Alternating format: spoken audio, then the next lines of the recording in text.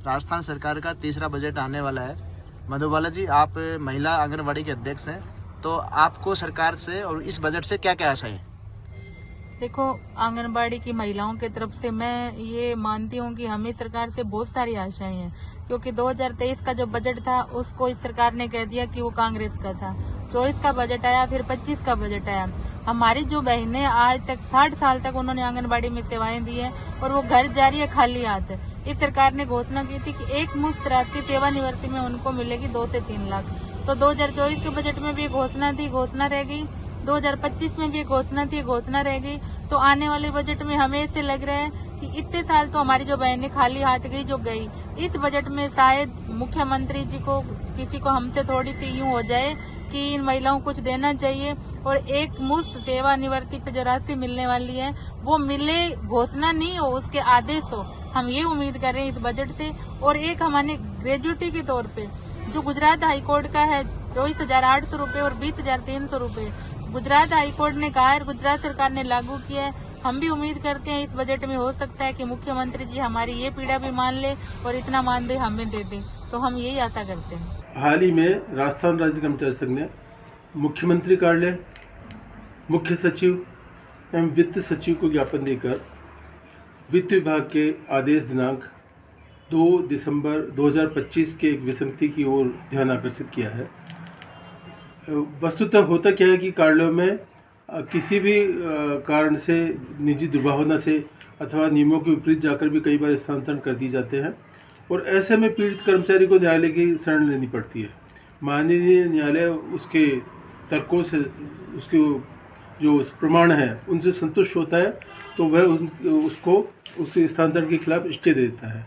लेकिन जो वित्त विभाग का 2 दिसंबर 2025 का आदेश है उसमें प्रावधान है कि जो कर्मचारी जिस आहरण एवं वितरण अधिकारी के यहाँ से वेतन आहरित करेगा उसको वहीं उसी स्थान की दर से शहरी क्षतिपूर्ति भत्ता और मकान किराया भत्ता दिया जाएगा।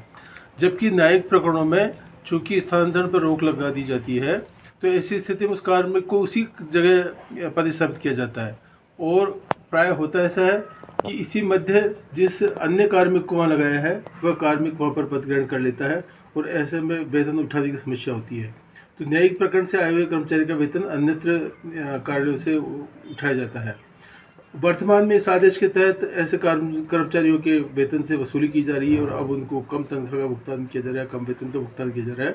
अतः राजस्थान राज्य कर्मचारी संघ मांग करता है कि न्यायिक प्रकरणों में वित्त विभाग को इसकी समीक्षा करनी चाहिए और जल्द से जल्द इसमें संशोधन करें और जिन कर्मचारियों की इसी कारण रिकवरी हुई है वह राशि उनको पुनः लौटाए।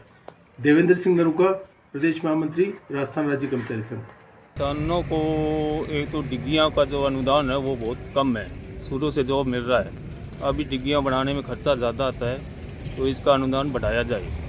दूसरा, एक कॉटन का जो बीज है 3-4 साल से फसल है बर्बाद हो रही है, तो इसकी तरफ भी सरकार ध्यान दे, नया बीज कोई निकाले।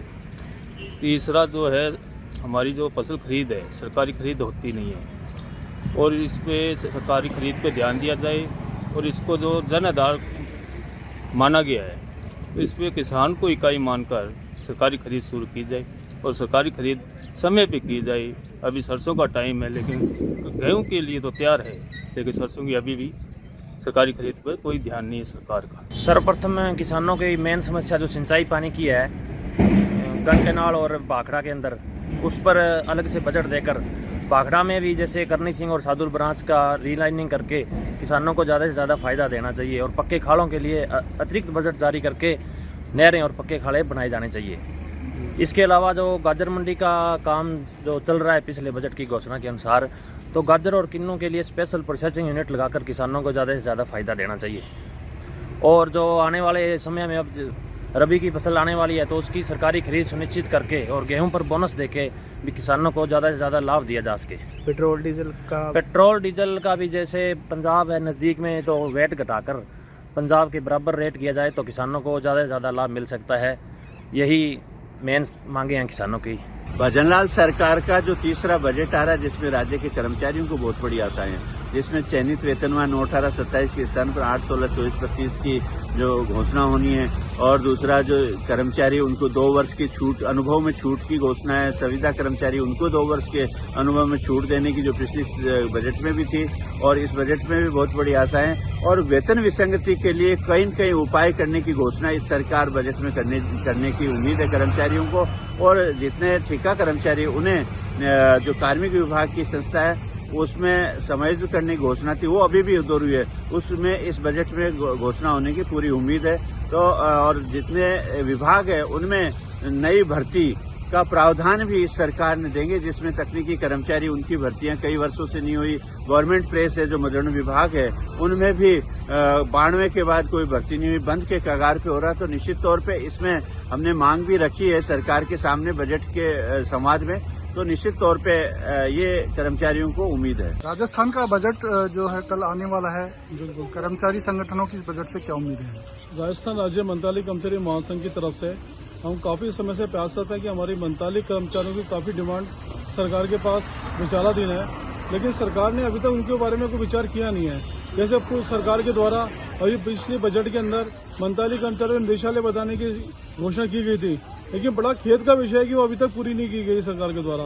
तो हमें सरकार से उम्मीद है कि हमारे निदेशालय का गठन हुआ हो, हमारा बीच की 3600 गेट पर समाप्त करते हुए उसको नेक्स्ट प्रमोशन 4200 पे हो। तो ऐसे कई डिमांड्स है जो हमें सरकार के पास विचाराधीन है। तो हम तो ये उम्मीद करेंगे सरकार से कि चाहे सचिवालय की पैटर्न दे दे, 3600 विलोपित कर दे, निदेशालय का हमारा गठन कर दे। तो ये कुछ डिमांड है, तो हम चाहेंगे माननीय मुख्यमंत्री महोदय ने बजट को हमसे जो चर्चा करी है उस पर उन्होंने हमें आश्वासन दिया था, तो हमें उम्मीद है कि मंत्रालय कर्मचारियों की कुछ न कुछ समस्या का निराकरण सरकार के द्वारा कल बजट में किया जाएगा। अब तक इस संबंध में मीटिंगें भी हुई है सरकार से आपकी, उसका कोई निष्कर्ष निकला? बिल्कुल, सरकार के हम लोग काफी प्रयास होते हैं, सरकार से कंटिन्यू हम लोग संपर्क में हैं, लेकिन सरकार के द्वारा सिर्फ आश्वासन दिया जा रहा है हमारे को। लेकिन मैं तो उम्मीद करूंगा कि माननीय मुख्यमंत्री महोदय ने जो बजट घोषणा से पूरी जो बजट पूरी चर्चा हमसे करी है उसमें हमें जो कहा है कि हम लोग कुछ न कुछ पूरा करेंगे। तो मैं विशेषकर मंत्रालय कर्मचारियों के लिए सरकार से अपील करूंगा कि मंत्रालय कर्मचारियों को विशेष राहत प्रदान करे, चाहे वो गेट पे की बात हो, चाहे सचिवालय पैटर्न की बात हो, चाहे निदेशालय का गठन हो, वो हमें इन तीनों में से कोई न कोई जरूर पूरी करे सरकार। मनोज सक्सेना, प्रदेश अध्यक्ष, राजस्थान राज्य मंत्रालय कर्मचारी महासंघ।